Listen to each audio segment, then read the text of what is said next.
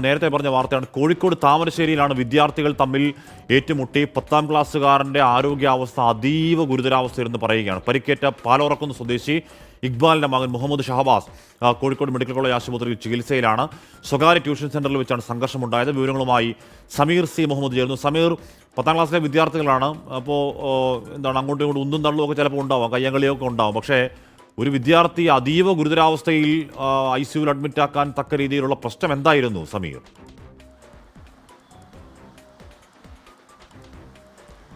ഹഷ്മി, കഴിഞ്ഞ ദിവസമാണ് ഈ സംഭവം ഉണ്ടായത്. താമരശ്ശേരിയിലെ സ്വകാര്യ ട്യൂഷൻ സെന്ററിലെ 2 സ്കൂളുകളിലെ വിദ്യാർത്ഥികൾ തമ്മിലാണ് സംഘർഷമുണ്ടായത്. അവിടെ 10ാം ക്ലാസ്സുകാരുടെ ഫെയർവെൽ നടക്കുകയായിരുന്നു. അതുമായി ബന്ധപ്പെട്ട ആഘോഷത്തിനിടയിൽ മൊബൈൽ ഫോണിൻ്റെ തകരാറ് കാരണം പാട്ട് നിലച്ചുപോയി. അതുമായി ബന്ധപ്പെട്ട് 2 സ്കൂളുകളിലെ MJ ഹയർ സെക്കൻഡറി സ്കൂളിലെയും താമരശ്ശേരി ഹയർ സെക്കൻഡറി സ്കൂളിലെയും വിദ്യാർത്ഥികൾ തമ്മിൽ വാക്കേറ്റവും ഉന്തും തള്ളുമുണ്ടായി. പിന്നീട് അത് അധ്യാപകരെത്തിക്കൊണ്ട് ആ വിഷയം പരിഹരിക്കുകയും ചെയ്തു. അതിന് പിറകെയാണ് MJ ഹയർ സെക്കൻഡറി സ്കൂളിലെ വിദ്യാർത്ഥികളുടെ വാട്സപ്പ് കൂട്ടായ്മയായിട്ടുള്ള ആ ഗ്രൂപ്പിൽ ഒരു സന്ദേശം ലഭിച്ചത്. വ്യാഴാഴ്ച എല്ലാവരും ഒത്തുചേരണമെന്നും ഇവർക്ക് താമരശ്ശേരിയിലെ സ്കൂളിലെ കുട്ടികൾക്ക് അതിന് മറുപടി നൽകണം എന്നുള്ള ആ ഒരു നിർദ്ദേശമായിരുന്നു ഉണ്ടായിരുന്നത്. അതിൻ്റെ അടിസ്ഥാനത്തിലാണ് പിന്നീട് ട്യൂഷൻ സെൻറ്ററിൽ 15ഓളം വിദ്യാർത്ഥികൾ എത്തുകയും അവിടെ വെച്ചുകൊണ്ട് താമരശ്ശേരി ഹയർ സെക്കൻഡറി സ്കൂളിലെ വിദ്യാർത്ഥികളുമായി സംഘർഷമുണ്ടാവുകയും ചെയ്തു. ഇതിലാണ് MJ ഹയർ സെക്കൻഡറി സ്കൂളിലെ വിദ്യാർത്ഥിയായിട്ടുള്ള ഷഹബാസ് എന്ന 10ാം ക്ലാസ്സുകാരന് ഗുരുതരമായി പരിക്കേറ്റിരിക്കുന്നത്. കുട്ടിയുടെ തലയ്ക്കാണ് ഗുരുതരമായിട്ടുള്ള പരിക്ക്. അതുകൊണ്ട് തന്നെ കുട്ടി അതീവ ഗുരുതരാവസ്ഥയിൽ കോഴിക്കോട് മെഡിക്കൽ കോളേജിൽ ചികിത്സയിലാണ്. കുട്ടി കോമ സ്റ്റേജിലാണ് എന്ന വിവരം കൂടി, ഏറെ ഖേദകരമായ ഒരു കാര്യം കൂടി ആശുപത്രി അധികൃതർ അറിയിക്കുന്നുണ്ട്. സംഭവവുമായി ബന്ധപ്പെട്ട് 4 വിദ്യാർത്ഥികളെ താമരശ്ശേരി പോലീസ് കസ്റ്റഡിയിൽ എടുത്തിട്ടുണ്ട്. കുട്ടികളുടെ മൊഴി രേഖപ്പെടുത്തുകയാണ്. പ്രായപൂർത്തിയാകാത്ത കുട്ടികളാണ് എന്നുള്ളതുകൊണ്ട് തന്നെ ജുവനൈൽ ജസ്റ്റിസ് ആക്ട് പ്രകാരമുള്ള നടപടികളുമായിട്ട് മുന്നോട്ട് പോകും എന്നാണ് പോലീസ് ഇതുമായി ബന്ധപ്പെട്ട് അറിയിക്കുന്നത്. അതിദാരുണമായിട്ടുള്ള ഒരു സംഭവമാണ്. കുട്ടിയുടെ തലയ്ക്ക് ഗുരുതരമായി പരിക്കേൽക്കുകയും ഇപ്പോൾ കോമ സ്റ്റേജിൽ കോഴിക്കോട് മെഡിക്കൽ കോളേജിൽ ചികിത്സയിലുമാണ്. ഹാഷ്മി, കോമ സ്റ്റേജിൽ എന്നൊക്കെ പറയുമ്പോൾ അതിഭീകരമായ ആരോഗ്യ പ്രശ്നമാണ്. ഈ ഷഹബാസിൻ്റെ ആരോഗ്യനിലയിൽ 10ാം ക്ലാസ്സിൽ പഠിക്കുന്ന കുട്ടിയല്ലേ സമീർ? ഇതൊരു കഷ്ടമാണ്. ആരോഗ്യാവസ്ഥ ഡോക്ടർമാർ പറയുന്നത് എന്താണ്?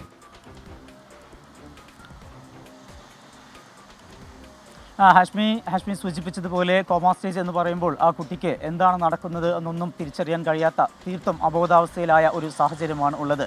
കുട്ടിയുടെ ആരോഗ്യനില അത്രമേൽ 70% അത്രമേൽ ഗുരുതരമായിട്ടുള്ള ഒരു സാഹചര്യമാണ്. അതുകൊണ്ട് തന്നെ ഇപ്പോൾ കോമ സ്റ്റേജിൽ തുടരുന്നു എന്ന കാര്യമാണ് ആശുപത്രി അധികൃതർ പറയുന്നത്. ആദ്യഘട്ടത്തിൽ ഈ കുട്ടിക്ക് ഗുരുതരമായി പരിക്കേറ്റുന്നുവെങ്കിലും പുറത്ത് കാര്യമായ ക്ഷതമൊന്നും കണ്ടിരുന്നില്ല, കയ്യിലോ കാലിലോ ഒന്നും തന്നെ കണ്ടിരുന്നില്ല. അതുകൊണ്ട് തന്നെ കാര്യമായ രീതിയിലുള്ള ഒരു ഭയം ആ കുടുംബത്തിന് ഉണ്ടായിരുന്നുമില്ല.